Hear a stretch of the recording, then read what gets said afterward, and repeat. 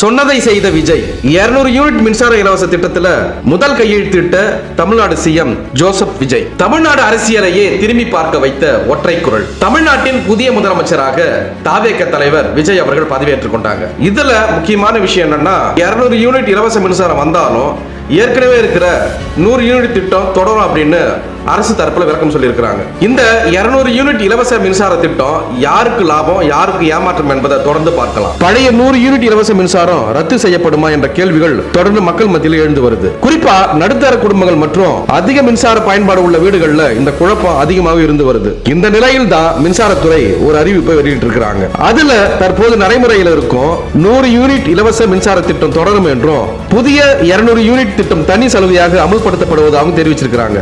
இந்த புதிய திட்டத்தால அரசுக்கு ஆண்டுதோறும் சுமார் ரூபாய் 1730 கோடி கூடுதல் மானிய சுமை ஏற்படும் அப்படின்னு சொல்லியிருக்காங்க. தமிழகத்துல தற்போது சுமார் 2.55 கோடி வீட்டு மின் நுகர்வோர் இருக்கிறாங்க. இதுல 2.2 கோடிக்கும் மேற்பட்ட குடும்பங்கள் இந்த புதிய திட்டத்தின் மூலம் பயனடைவார்கள் அப்படின்னு கூறியிருக்கிறாங்க. சரித்திரத்தை உடைத்து தமிழ்நாட்டில் விஜய் சர்க்காரை முன்னெடுத்து வைத்திருக்கிறார் புதிய சிஎம் விஜய் அவர்கள். இந்த திட்டத்தினால யாருக்கு லாபம் யாருக்கு ஏமாற்றம் அப்படின்னு பார்த்தோம்னா, இந்த திட்டம் நேரடியான மற்றும் முழுமையான பலனை அடைய போவது தமிழகத்தின் அடித்தட்டு மக்களும் மிக குறைந்த மின்சாரத்தை பயன்படுத்தும் எளிய குடும்பங்களும் தான். காரணம் என்னன்னா, ஒரு சாதாரண வீட்டுல 2 மின்விசிறிகள், ஒரு தொலைக்காட்சி மற்றும் சில விளக்குகளை மட்டுமே பயன்படுத்துவாங்க. 2 மாதங்களுக்கு 200 யூனிட்டுக்குள் இருந்தா இனி ₹1 கூட மின் கட்டணம் செலுத்த தேவையில்லை.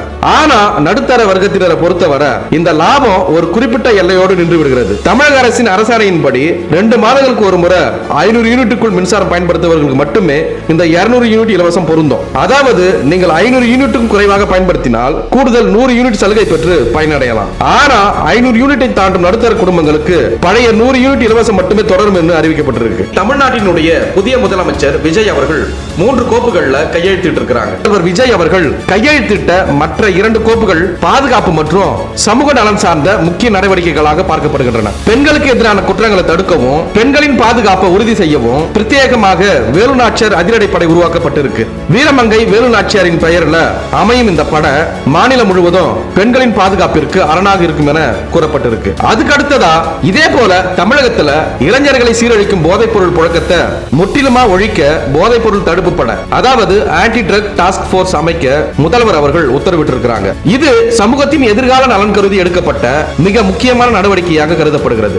மேலும் இதே போல உலகில் நடக்கக்கூடிய பல்வேறு சுவாரஸ்யமான தகவல்களை புது செய்திகளை உடனுக்குடன் தெரிந்து கொள்ள எங்களுடைய தமிழ் களஞ்சியம் சேனலை பின்தொடருங்க.